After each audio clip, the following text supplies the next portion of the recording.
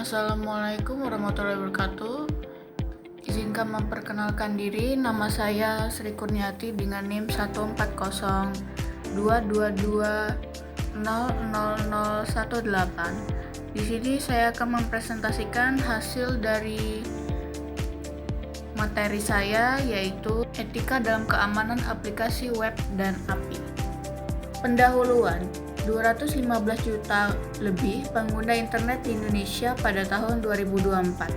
1-10 orang OWASP, SKLI, XSS, broken out konsisten maksudnya berdaftar berbahaya. Di dalam jutaan ini banyaknya serangan cyber tercatat BSSN setiap tahun. Mengapa ini penting? Karena aplikasi web dan API adalah tulang punggung ekosistem digital. Adanya perbankan, e-commerce, kesehatan, dan pendidikan. Ancaman keamanan bukan sekedar masalah teknis, ada dimensi etika, hukum, dan profesional yang mendalam. Di dalam UU ITE nomor 11 2008 dan UU PDP nomor 27 2022, adanya memperkuat kerangka hukum, namun internalisasi etika profesi tetap krusial. Rumusan masalah dan tujuan. Di rumusan masalah ini ada 4, yaitu 1. Prinsip etika profesi, Aptikom, ASNI, Undang-Undang ITE, Undang-Undang PDP, apa yang relevan? 2. Pelanggaran etika apa saja dalam konteks SKLI, XSS, dan broken out. 3. Bagaimana dampak hukum sosial dan akademik pelanggaran tersebut? 4. Apa perbedaan responsible disclosure versus eksploitasi dari sudut etika? Tujuan masalahnya ada 5, yaitu mengidentifikasi prinsip etika profesi dalam keadaan web dan API. 2. Menganalisis berbagai bentuk pelanggaran etika terkait kerentanan. 3. Mengevaluasi dampak hukum dan profesional eksploitasi kerentanan. 4. Menyusun rekomendasi etis bagi mahasiswa dan profesional IT. 5. Mengkaji konsep responsible disclosure sebagai standar etika. Tinjauan pustaka ini mempunyai 5 prinsip etika utama atau Aptikom ASNI, yaitu 1. Integritas, 2. Tanggung jawab, 3. Kompetensi, 4. Konfidensialitas, 5. Respek hak. Yang 1. Tidak menyalahgunakan akses atau pengetahuan teknis. Yang kedua, bertanggung jawab atas dampak keputusan teknis. Yang ketiga, terus meningkatkan pengetahuan keamanan terkini. 4. Menjaga kerahasiaan data sesuai peraturan berlaku.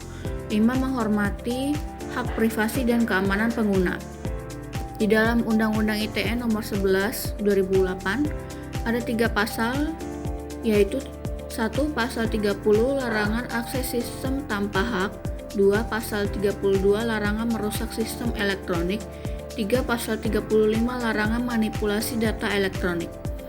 Di dalam UUD PDP nomor 27 2022 ada 3 jenis, yaitu kewajiban keamanan teknis data pribadi, notifikasi kebocoran data wajib dilakukan, denda 2% pendapatan tahunan. Di dalam GDPR EU ada 3 jenis, yaitu privacy by design, data minimization, berlaku bagi perusahaan di Indonesia yang layani warga EU. Tinjauan teknologi keamanan web. Ada 3 jenis, yaitu SQL injection, cross-site scripting, dan broken authentication. Di dalam SQL injection ini ada mekanisme yang menyisipkan kode SQL melalui input untuk memanipulasi database. Jenis serangannya itu ada classic SQL, blind SQL, time-based SQL. Dampaknya itu pencurian data sensitif, bypass autentifikasi, hapus atau ubah database, eksekusi perintah server. Di dalam cross-site scripting ini mekanismenya menyuntikkan skrip berbahaya ke halaman web yang dipercaya pengguna. Jenis serangannya itu ada Restrict XSS, Stored, Persistence XSS, DOM-based SX. Dampaknya itu curi cookie atau sesi, phishing dari domain terpercaya, defacement website, rekam keystrokes. Di dalam broken authentication ini Mekanismenya kelemahan mekanisme autentifikasi dan manajemen sesi yang memungkinkan pengembalian akun. Jenis serangannya itu ada credential stuffing, brute force, session hijacking. Dampaknya itu ada akses akun tidak sah, transaksi fraudulent, manipulasi data kritis, ambil alih admin. Selanjutnya ada etika hacker dan responsible disclosure. Di sini ada 3 jenis, yaitu white hat, yaitu ethical hacker yang bekerja dengan izin untuk memperkuat keamanan sistem. Grey hat, akses tanpa izin namun tanpa niat jahat. Area abu-abu etika dan hukum. Black hat, mengeksploitasi kerentanan untuk tujuan ilegal, jelas melanggar hukum dan etika. Responsible disclosure atau coordinate vulnerability disclosure, yaitu 1. Ditemukannya identifikasi kerentanan secara ilegal. 2. Laporan beritahu pemilik sistem secara pribadi. 3. Tunggu 30 hari, beri waktu perbaikan yang cukup. 4. Verifikasi, pastikan patch telah dirilis. Yang 5. Adanya publikasi setelah patch tersedia. Analisis etika dan rekomendasi. Di dalam SQL injection ini, adanya kelalaian membiarkan SQL merugikan jutaan pengguna dalam mewajibkan terapkan prepare statement. Di dalam deontologi ini, mengeksploitasi SQL melanggar hak privasi korban secara instruksi terlepas dari motivasinya. Adanya kasus dalam kebocoran 13 juta akun e-commerce Indonesia tahun 2019 akibat kerentanan SQL. Di dalam cross-site scripting ini adanya stores, XSS, kerugian maksimal untuk korban tak terbatas paling tidak etis. Deontologinya itu memanfaatkan kepercayaan domain terpercaya untuk menipu pengguna adalah pengkhianatan etika.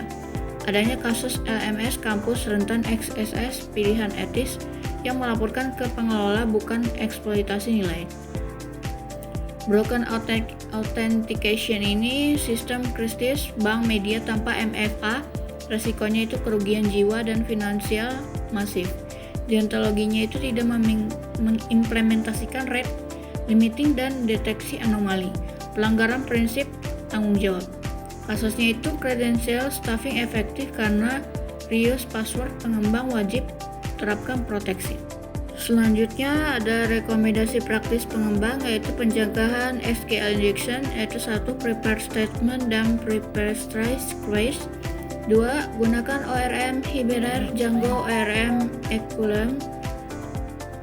3. Whitelist validation dan synchronized input. 4. Principle of least privilege pada akun DB. Pencegahan XSS. 1. Output encoding sesuai konteks HTML, JS, URL. 2. Content security policy CLP header. 3. HTTP only dan search conflicts pada cookie sesi. 4. Validasi input di sisi server atau bukan hanya klien. Penguatan autentifikasi ini ada multifaktor autentifikasi MFA wajib, hashing kuat, bribe script Argon 2, rate limiting account logout CAPTCHA, session ID, cryptography, timeout sesi. Kesimpulannya dapat dilihat SQL dan SS broken out bukan hanya masalah teknis, yaitu memiliki dimensi etika mendalam, integritas, tanggung jawab, dan perlindungan hak pengguna. Di dalam Undang-Undang ITE dan Undang-Undang PDP memberikan kerangka hukum yang kuat, namun internalisasi etika profesi tetap krusial bagi profesional TI. Responsible disclosure adalah standar EMAS ketika mengutamakan kepentingan publik secara dengan prinsip APICOM, ASNI, dan ACM Code of Ethics. Analisis ultrim dan deontologi sama-sama menegaskan eksploitasi kerentanan tidak pernah dibenarkan secara etis maupun hukum.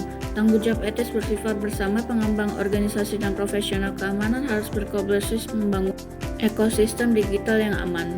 Mahasiswa ilmu komputer perlu mendapat pemahaman etika keamanan cyber sejak dini sebagai bagian integrated kurikulum.